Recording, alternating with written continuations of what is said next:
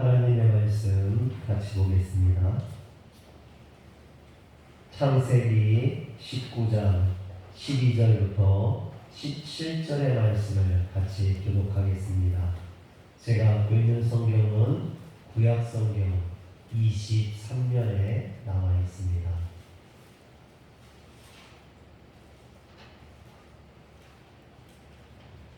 창세기 19장 12절부터 17절의 말씀을 같이 교독합니다.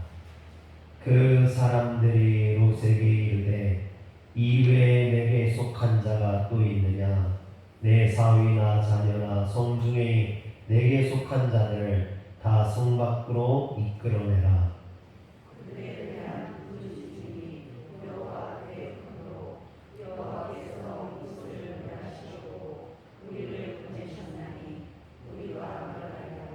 롯이 나가서 그 딸들과 결혼할 사위들에게 말하여 이르기를 여호와께서 이 성을 멸하실 터이니 너희는 일어나 이곳에서 떠나라 하되 그의 사위들은 농담으로 여겼더라.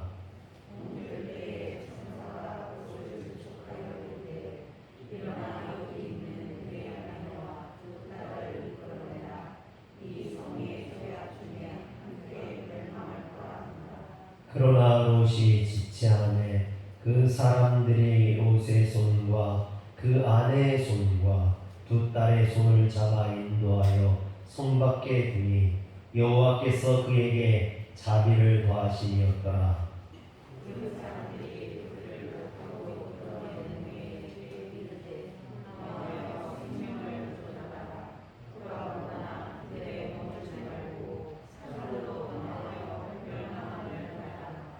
아멘.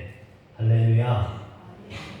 오늘 이 예배 가운데 하나님의 은혜와 자비가 우리 성도님들에게 임하길 주의 이름으로 축원합니다. 요즘 한국 교회를 위기라고 많이들 말을 합니다. 코로나로 인해서 온전히 예배드리지 못하고 성경 공부와 속회, 수련회 등 소그룹 활동이 정지되면서 부흥의 어떤 신앙의 동력을 잃어버렸기 때문입니다. 그래서 많은 신앙의 전문가들이 그동안 한국교회가 부흥의 목을 매며 양적 팽창에만 신경을 썼는데 이제는 질적인 성장에 힘써야 한다라고 말을 합니다. 그러면서 가장 많은 분들이 지적하는 문제가 교회 안에 명목상의 교인들이 너무 많다라는 것입니다. 교회를 다니지만 구원의 문제가 해결되지 않은 어떤 구원의 확신이 없는 교인들이 교회 안에 너무 많다라는 것이죠.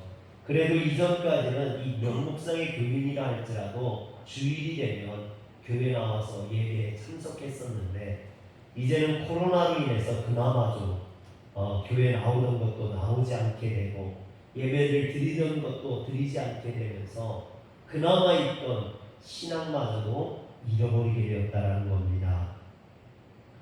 그래서 모양은 교인인데 전혀 신앙에 상관없이 믿음에 상관없이 살아가는 세속적인 사람들이 되어버렸던 것이죠. 오늘 성경에도 보면 이러한 명목상의 교인과 같은 사람이 한 명 나옵니다. 그가 바로 롯입니다. 롯은 아브라함의 조카로서 아브라함을 따라서 가나안 땅으로 들어올 때는 아브라함을 지켜주시고 인도해 주시는 그 하나님을 만났었습니다. 또 아브라함과 같이 함께 제단도 쌓았고 예배도 드렸고 하나님의 이름을 부르면서 살았습니다.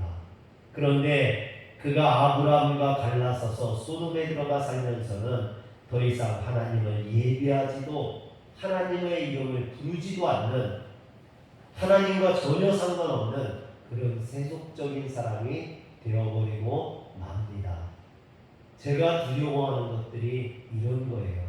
저희 자녀들이 지금은 저와 함께 살기 때문에 싫어도 졸려도 어쩔 수 없이 나와서 예배를 드리는데 이 자녀들이 제품을 떠나서 각자의 삶을 살게 된다면 과연 그들이 주의를 지키고 하나님 앞에 나올까?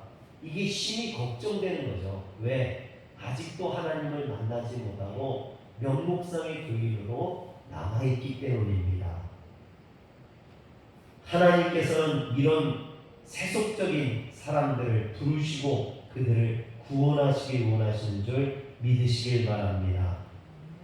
오늘 창세기 19장에 보면 그런 세속적인 삶을 살던 롯이 살던 소돔에 하나님의 심판이 임하게 됩니다. 그래서 우리가 본 19장 전반부는요, 소돔과 고모라의 죄악성을 묘사하고 있고, 이 19장 후반부에는 그런 소돔과 고모라를 심판하시는 하나님의 진노와 심판이 묘사되어 있습니다. 그런데 이런 소돔과 고모라의 심판 이야기는 어느 날 그곳에 두 명의 천사가 소돔을 방문하면서 시작됩니다. 롯은 소돔 성문에 앉았다가 그들을 보고 재빨리 일어나 간청하여 자신의 집으로 영접합니다. 그랬더니 소돔 사람들이 몰려와서 그 사람들을 내놓으라 합니다. 19장 5절을 보면 롯을 부르고 그에게 이르되 오늘 밤에 내게 온 사람들이 어디 있느냐 이끌어내라 우리가 그들을 상관하리라 합니다. 여기서 상관하다에 해당되는 야다라는 말은 알다라는 뜻을 갖고 있습니다. 그런데 어떻게 아느냐? 감각기관을 통해서 또는 마음이나 경험을 통해서 아는 것을 의미합니다. 그런데 이 야다라는 것이 알다라는 뜻뿐만 아니라 성관계를 갖기를 원하는 완곡한 표현으로도 사용되어집니다. 그래서 성경에서는 남색이나 또는 동성애를 이야기할 때 이 야다를 쓰기도 합니다. 이처럼 소돔성은 동성애의 죄악에 빠져 있던 성적으로 문란한 죄악의 도시였던 겁니다. 그런데 롯은 아브람을 떠나 이런 죄악의 도성 소돔에 살면서 성적으로 문란한 소돔의 이 문화에 그도 모르게 동화되어 버리고 말았던 것이죠. 그래서 소돔 사람들이 창세기 19장 5절에 오늘 밤에 내게 온 사람들이 어디 있느냐 이끌어내라 우리가 그들을 상관하리라 했을 때 롯이 뭐라고 대답하냐면 8절에 보니까 내게 남자를 가까이 하지 아니한 두 딸이 있노라 청하건대 내가 그들을 너희에게로 이끌어내리니 너희 눈에 좋을 대로 그들에게 행하고 이 사람들은 내 집에 들어왔은즉 이 사람들에게는 아무 일도 저지르지 말라라고 부탁을 합니다. 여러분 손님들을 위기 가운데 구원하기 위해 한 말이라고는 하지만 어떻게 자기 딸들을 그 부도덕하고 죄악된 사람들에게 내어주려 했었는지 저는 도저히 이해가 가지 않습니다. 그런데 롯이 이렇게 행했던 것은 그가 세속적인 사람이 되었기 때문이라는 거죠. 죄악된 도성, 성적으로 문란한 이 소돔성에 살면서 그 사람들의 문란한 성적인 것에 그도 모르게 닮아가고 그것에 동화되어 버리고 말았던 겁니다. 그래서 하나님은 이런 소돔과 고모라를 더 이상 두고 볼 수 없다고 판단하시고 소돔에 대한 심판을 결정하셨던 것입니다. 그러나 하나님은 이 롯을 위해서 간구했던 아브라함의 중목기도를 기억하시고 롯에게 기회를 주셨던 것입니다. 그래서 롯에게 17절에 보면 도망하여 생명을 보존하라 하십니다. 사랑하는 성도 여러분, 죄악된 세상이 심판받을 때 우리 믿는 성도들에게 그 죄악된 세상에서 떠나 생명을 보존하라 하시는 줄 믿으시길 바랍니다. 이것은 단순히 육체적 생명의 보존을 의미하는 것이 아니라 이 기회를 통해서 죄악된 소돔을 떠나서 새로운 곳에서 새 사람이 되어 새로운 인생을 살라라는 주님의 부탁입니다. 사랑하는 성도 여러분, 죄악된 세상에서 떠나 하나님 품 안에서 새로운 인생, 주님을 의지하는 신앙의 삶을 시작하시길 주의 이름을 축원합니다. 저는 오늘 이 예배가 그런 예배가 되었으면 좋겠습니다. 우리가 주님 앞에 나와서 주님을 붙들고 신앙으로 새로운 인생을 시작할 수 있는 소망의 삶이 오늘 이 시간부터 시작되기를 주의 이름으로 축원합니다. 오늘 교회 안에도 수많은 요새 후예들, 명목상의 교인들이 많이 있다고 생각합니다. 그렇다면 오늘 이 시대의 수많은 요새 후예들이 변화되기 위해서는 어떻게 해야 될까요? 이름뿐인 교인들, 지극히 세속화된 교인들, 이해관계에 따라서 이리저리 옮겨다는 교인들, 지극히 편리주의적인 생각에 빠져 교회가 마치 백화점처럼 모든 것을 해주길 원하는 교인들, 이런 명목상의 교인들에서 벗어나 진정으로 하나님을 만나고 정말 확신과 감격을 가지고 주님을 섬기는 하나님의 사람이 되려면 어떻게 해야 될까요?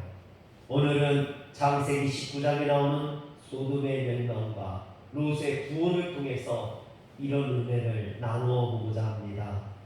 우리가 명목상의 교인이 아닌 하나님을 진정 만나고 섬기는 교인이 되기 위해서는요, 주님의 말씀에 진지하게 반응할 수 있어야만 합니다. 여러분, 사람이 언제 가장 진지해집니까? 그것은요, 죽음 앞에서입니다. 죽음의 두려움 앞에서, 어떤 걱정과 염려 앞에서 우리는 진지해지죠. 금요일 날 제가 이제 화성 종합 경기타운에 가서 코로나 검사를 받았습니다. 목회자 수양회 가기 전에 코로나 검사를 받으라 해서 받았거든요. 지난번 가서 받을 때는 사람들이 많지 않아서 조금 기다리다 바로 받았는데, 이번에는 요즘 이제 화성에서 코로나 확진자들이 많이 나와서 그런지 사람들이 많이 있더라고요. 그래서 줄을 한참을 섰습니다. 1시간 반을 기다리다 검사를 받는데, 이 검사라는 게 이 면봉 같은 긴 면봉을 코에 이렇게 쑤셔 넣어서 검사를 하지 않습니까? 근데 그것이 굉장히 기분이 나빠요. 코 속에 뭐가 막 들어와가지고 휘젓는 것이 갑자기 기분이 상하더라고요. 그렇다고 코로나 검사하시는 분들에게 화가 났던 건 아니고, 그냥 그 코 속에 뭐가 들어온다는 것 자체가 기분이 상했습니다. 어떤 분은요, 너무 그게 화가 나고 기분이 나빠가지고 그 검사하는 분을 때릴 뻔했다고, 싸대기를 때릴 뻔했다고 그런 분도 계시더라고요. 그리고 그렇게 기분이 안 좋은데, 이 검사하시는 분들 얼마나 힘들겠습니까? 하루 종일 서서 그 수만 명의 코를 쑤셔대니 그 힘들고 어려울 거예요. 우리 성도님들이 생각날 때마다 그런 분들을, 의료진들을 위해서 기도해 주시고, 무엇보다도 코로나가 빨리 끝날 수 있도록 기도해 주시길 부탁 말씀드립니다. 그런데 그런 검사를 받고 와서 저녁 때 집에서 이제 잠을 자려고 하는데요. 잠을 자려고 누웠는데 괜히 걱정이 된 거예요. 아, 이거 또 양성 나오면 어떡하지? 내가 만약에 코로나에 걸리면 이거 교회가 큰일인데 예배도 못 드리게 되고 우리 성도님들 다 검사받아야 되고, 또 가정적으로도 저희 사야가 고3이니까 만약에 제가 코로나에 걸리면 지금 사야 원서 쓸 때인데 이거 문제가 심각하다라는 생각이 들더라고요. 그러면서 걱정이 되고 염려가 되고 막 생각에 꼬리를 물고 잠 못 자고 계속 그런 막 이상한 생각들이 막 드는 거예요. 그러다가 그 꼬리를 물어서 무슨 생각이 드냐면, 아, 내가 코로나에 걸려서 죽으면 어떡하지? 뭐 그런 생각이 막 드는 거예요. 아, 그러다 보니까 막 잠 못 자고 계속 그런 생각에 새벽 1시쯤 넘어서까지 막 그런 생각에 빠져 있는 겁니다. 그래서 안 되겠어가지고 하나님 앞에 기도했습니다. 하나님, 제가 음성이 나오게 해주세요. 음성이 나올 줄 믿습니다. 그리고 저 자겠습니다. 새벽 예배 드려야 되니까 자겠습니다. 그러고 잤어요. 그런데 이제 아침에 일어나서 이제 저기에다 보니까 문자가 왔는데, 화성시 보건소에서 왔는데 음성이라고 문자가 왔어요. 그러고 나니까 안심이 되면서 그 밤에 잠 못 자고 했던 제 이 엉뚱한 생각들이 참 우습다. 너무나 제 자신이 참 초라하다, 그런 생각이 듭니다. 사람들은요, 별거 아닌 것도 이런 죽음 앞에 두면, 죽음이라는 것을 생각하면 숙연해지고 진지해지죠. 그럴 때 우리는 하나님을 찾게 되고 하나님을 만나게 되는 줄 믿으시길 바랍니다. 그래서 우리 기독교 신앙을 가르쳐서 종말론적인 신앙이라 그럽니다. 언제 주님이 오실지 모르기 때문에 우리는 지금 이 순간을 마지막인 것처럼 그렇게 종말인 것처럼 살아야 된다는 거죠. 그런데 우리가 이런 종말론적인 신앙을 이야기하면 사람들이 오해를 합니다. 이 말세 노이로제에 걸려서 가정도 내팽개치고 직장도 내팽개치고 산이나 어디 기도원에 들어가서 막 주여를 외치고 그러는 이상한 신앙을 가진 사람들처럼 오해를 합니다. 그러나 성경이 말하는 종말론적인 신앙은 그런 것이 아닙니다. 우리의 삶 속에서 내 생활 속에서 오늘 주님의 심판이 온다고 생각을 하고 주님이 오실 거라고 생각을 하고 최선을 다해서 열심히 사는 것, 그게 성경이 말하는 종말론적인 신앙인 줄 믿으시길 바랍니다. 롯에게 어떻게 보면요, 이 종말론적인 신앙이 지금 가장 필요한 거죠. 왜? 소돔에 심판이 왔잖아요. 멸망이 왔잖아요. 그렇다면 이 롯은 이 종말에 어떤 믿음을 가져야 되느냐는 거죠. 그런데 19장 13절에 보면 그들에 대한 부르짖음이 여호와 앞에 크므로 여호와께서 이곳을 멸하시려고 우리를 보내셨나니 우리가 멸하리라 그랬습니다. 여기서 멸하다에 해당되는 사트라는 말은 완전하게 부수다라는 의미를 가지고 있어요. 그런데 이 멸하다라는 말이 13절에 보면 두 번 반복되어서 사용되어지는 것을 보게 됩니다. 그것은 하나님의 심판이 매우 임박했음을 의미할 뿐만 아니라 그 심판이 철저할 것임을 의미합니다. 특별히 두 번째 나오는 이 멸하다, 레사트라는 말은요, 강조형 부정사 연계형으로 반드시 멸하기 위하여 왔다라는 뜻을 가지고 있습니다. 소돔 사람들의 심판을 결코 피할 수 없을 것을 의미하는 겁니다. 즉 소돔에 종말이 왔다라는 거예요. 심판이 왔다라는 겁니다. 이처럼 소돔성을 멸망시켰다는 하나님의 메시지를 듣고 이 롯은 종말론적인 신앙을 갖게 된 겁니다. 그래서 14절에 보니까 롯이 나가서 그 딸들과 결혼할 사위들에게 말하여 이르기를 여호와께서 이 성을 멸하실 터이니 너희는 일어나 이곳에서 떠나라 하되 그의 사위들은 농담으로 여겼더라. 여러분, 롯은 이 종말론적인 신앙을 갖고 주님의 말씀에 응답하여서 일어났던 거죠. 그리고 가족들에게 소돔성을 떠날 것을 강요하게 됩니다. 권면하게 되죠. 그런데 14절에 보니까 사위들이 뭐라고 여겼다고요? 농담으로 여겼더라. 그들은 하나님의 말씀을 진지하게 받아들이지 않았어요. 여러분들에게 주어지는 하나님의 말씀, 그 하나님의 말씀을 우리가 진지하게 받아들일 수 있어야 됩니다. 그런데 그것을 농담으로 여긴다면, 그것을 귀담아 듣지 않는다면 어떤 일이 벌어집니까? 소돔이 멸망할 때 함께 멸망받고 마는 것이죠. 여러분, 이는 마치 노아의 홍수 때를 연상케 합니다. 홍수로 하나님이 세상을 멸하시기 전까지 사람들은 깨닫지 못하고 먹고 마시며 향락에 사로잡혀 있었던 것처럼, 그러다가 그들이 멸망받았던 것처럼 롯의 사위들도 장인의 말에 조금도 귀를 기울이려 하지 아니하고 비웃으며 조롱하며 세상을 즐기다가 결국 소돔과 함께 멸망받았던 겁니다. 오늘날에도 주님의 말씀을 이런 신화적인 메시지나 그저 그런 교훈으로 농담으로 여기는 사람들이 많습니다. 왜 명목상의 교인이 됩니까? 하나님의 말씀을 듣고도 그것을 귀담아 듣지 않기 때문입니다. 하나님의 말씀을 듣고도 그것을 농담처럼 생각하기 때문입니다. 여러분, 지금 여러분들에게 주어지는 이 말씀을 귀담아 듣시길 바랍니다. 이 말씀을 소중히 여기시길 바랍니다. 이 말씀을 듣지 않는다면 여러분도 롯의 사위와 다를 것이 없다는 거죠. 명목상의 교인으로 남고 만다라는 겁니다. 물론 롯이 하나님의 말씀을 사위들에게 전달하는 어떤 커뮤니케이션에 문제가 있었을 수도 있습니다. 또는 롯이 사위들 앞에 권위를 갖지 못해서 사위들이 롯의 말을 존중하지 않았을 수도 있습니다.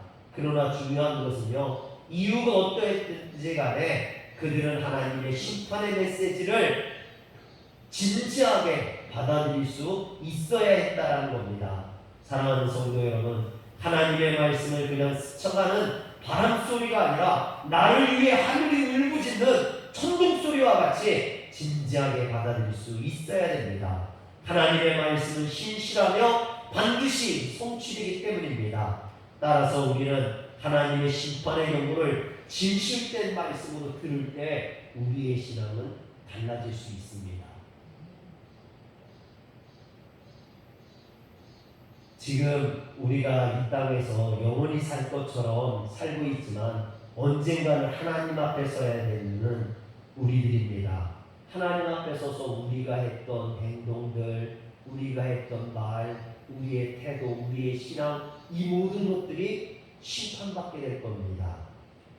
따라서 우리는 하나님의 심판의 경고를 듣고 진지할 수 있어야 됩니다. 그랬을 때 우리의 삶은 달라질 겁니다. 두 번째로 주님의 강권하심이 은혜인 줄 알아야 됩니다. 여러분, 이게 참 중요한 거예요. 누군가 나를 신앙으로 이끌어주는 그 손길, 그것이 얼마나 귀한 손길이고 중요한 손길인지 모릅니다. 그런데 대부분의 사람들은요, 왜 자꾸 강권하냐고, 왜 자꾸 귀찮게 하냐고 싫어하죠. 성경을 읽다 보면 하나님은 인간들에게요, 회개하고 구원받을 것을 얼마나 많이 촉구하고 계신지 모릅니다. 변화받으라고 촉구하시죠. 그런데 그것을 호소하시는 하나님의 방식이 아주 강권적입니다. 예수님의 비유 중에 누가복음 14장에 보면 잔치를 열고 사람들을 초대하는 주인에 대한 예화가 나옵니다. 그런데 사람들이 각각 여러 가지 핑계와 부실을 대면서 그 초청에 임하지 않게 되죠. 그랬더니 주인이 누가복음 14장 23절에 보면 길과 산을 가로나가서 사람들을 강권하여 데려다가 내 집을 채우라 합니다. 강제로 데려다가 앉히라라고 이야기하죠. 여기에서 이 주인은 누굴 의미하냐면 하나님을 의미합니다. 하나님께서 하나님의 백성들을 구원하실 때 이렇게 강권하셔서 하나님 나라로 인도하신다는 거죠. 하나님은 당신의 나라로 우리를 구원하여 드시기를 위해 선지자들을 보내주셨고 우리를 불러주셨고 강권하여 주셨습니다. 그러나 사람들은 주님의 말씀에 귀 기울이려 하지 않고 이 핑계 저 핑계를 대며 바쁘다는 이유로, 코로나라는 이유로 하나님 앞에 나오지 않고 있습니다. 특히 요즘과 같이 개인주의, 자유주의 시대에는 이런 강권하는 말씀 자체를 부담스러워한다든지 불편해합니다. 신앙은 자유라면서 왜 강요하냐고 싫어하죠. 저희 자녀들 누구예요? 예배 드려야 되나? 내가 왜 예배 드려야 되냐고 그러죠. 여러분, 그러나 그 강권하는 손길이 귀한 줄 믿으시길 바랍니다. 신앙은 강권하지 않고선 될 수가 없어요. 그렇다면 왜 하나님은 강권하실까요? 15절과 16절에 보면, 오늘 말씀 15절과 16절에 보면 동틀 때의 전사가 롯을 재촉하여 이르되 일어나 여기 있는 내 아내와 두 딸을 이끌어내라. 이 성의 죄악 중에 함께 멸망할까 하노라. 여러분, 우리가 멸망할까봐 주님이 강권한다라는 거예요. 그러나 롯이 지체함에 그 사람들이 롯의 손과 그 아내의 손과 두 딸의 손을 잡아 인도하여 성 밖에 두니 여호와께서 그에게 자비를 더하심이었더라 하겠습니다. 여기서 우리가 주목해 봐야 되는 것은요, 16절에 두 딸의 손을 잡아 인도하여 성 밖에 두니입니다. 하나님께서 이렇게 강권하셨다는 거예요. 우리 손을 잡아 이끄셨다는 겁니다. 그런데 왜 주님께서 이렇게 이끄시느냐? 여호와께서 그에게 자비를 더하시였더라. 그것이 하나님의 은혜였더라는 거예요. 우리를 사랑하시기 때문에, 우리를 구원하시길 원하시기 때문에, 우리가 멸망받는 것을 원치 않기 때문에 우리를 강권했던 것이죠. 가끔 우리가 전도를 하다 보면 좋으면 너나 믿지 뭘 그렇게 강요해 그러는 분들이 있습니다. 그런데 이분들이요 나중에는 하나님 나라에 가면 그럴 거예요. 그때는 그들이 나를 사랑해서 하는 말인 줄 몰랐다고. 여러분 하나님이 우리를 사랑해서 강권하시는 건데 우리는 그걸 모르기 때문에 자녀들에게 왜 예배를 참석하러 가느냐 하나님을 만나러 가느냐 여러분 그게 축복받는 길이기 때문에 자녀를 사랑하기 때문에 얘기하는 거죠. 여러분 자녀를 사랑하지 않는다면 그 사람이 멸망받든 심판받든 무슨 상관이 있겠습니까? 그러나 사랑하기 때문에 멸망받지 말고 축복받으라고 강요하는 거 아닙니까?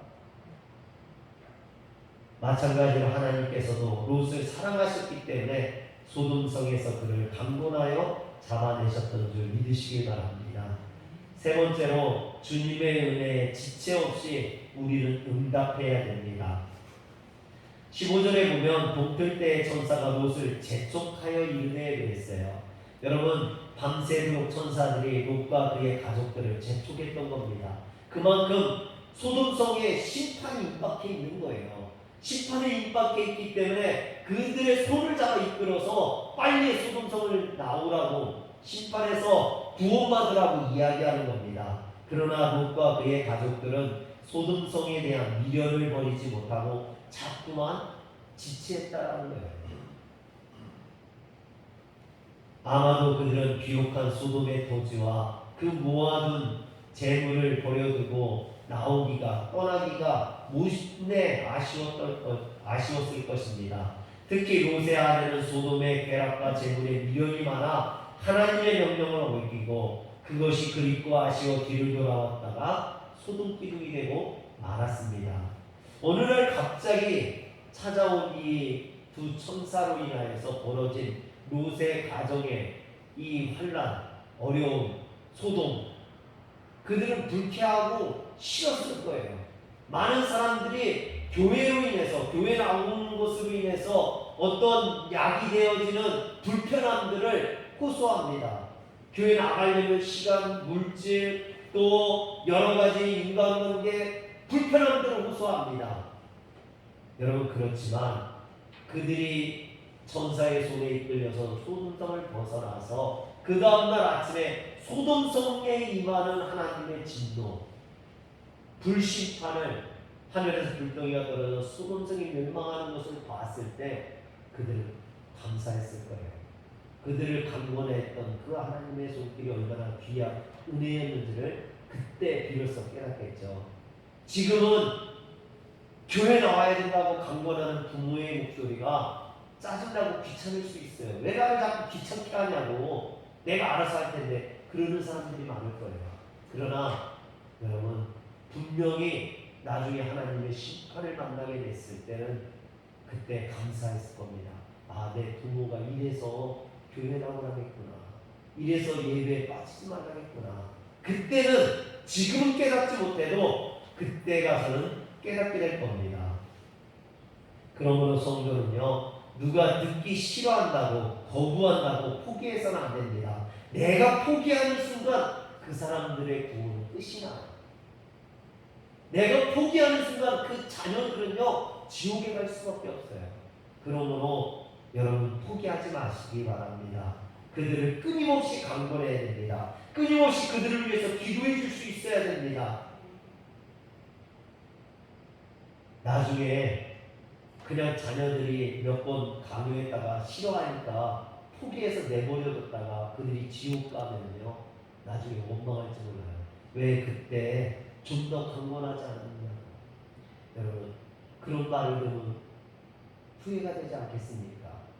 지금이라도 더 강권해서 그들이 구원받을 수 있게 하는 게 낫지 않겠습니까?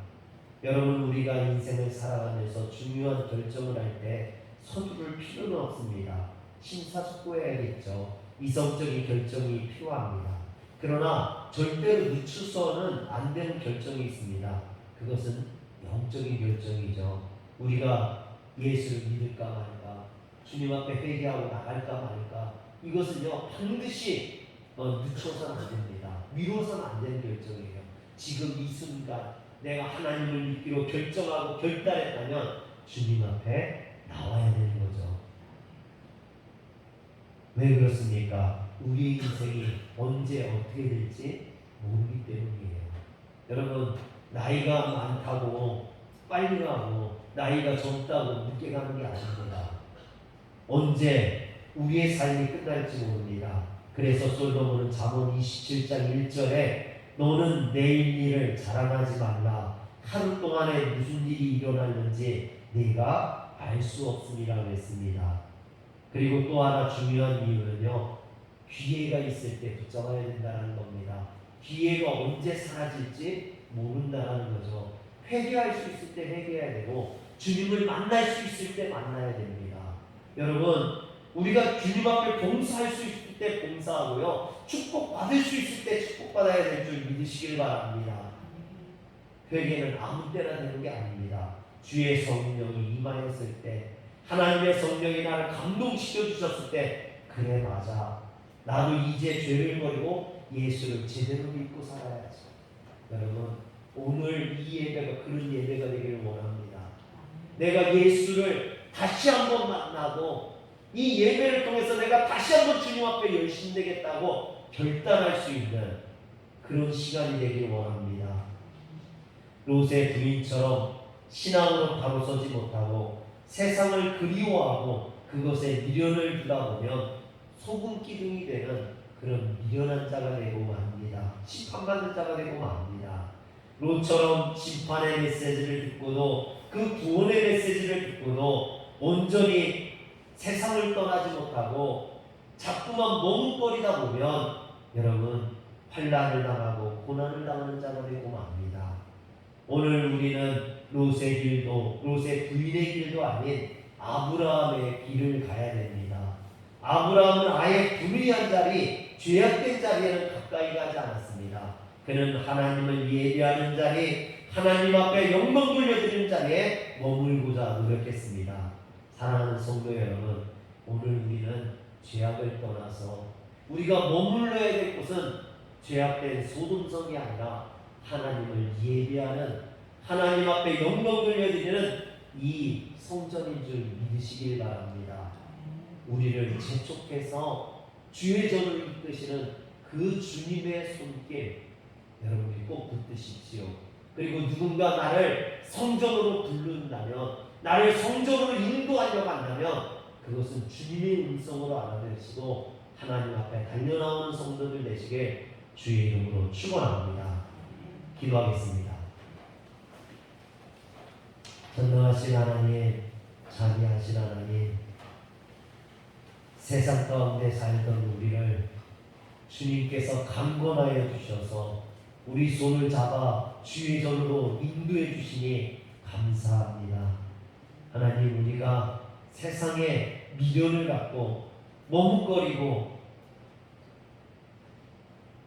세상을 떠나지 못하는 자들이 아니라 이제는 과감하게 결단하고 하나님 앞에 나와 하나님을 온전히 예배하는 자가 될 수 있도록 주님 축복해 주시옵소서. 우리 주 예수님의 이름으로 기도합니다. 아멘.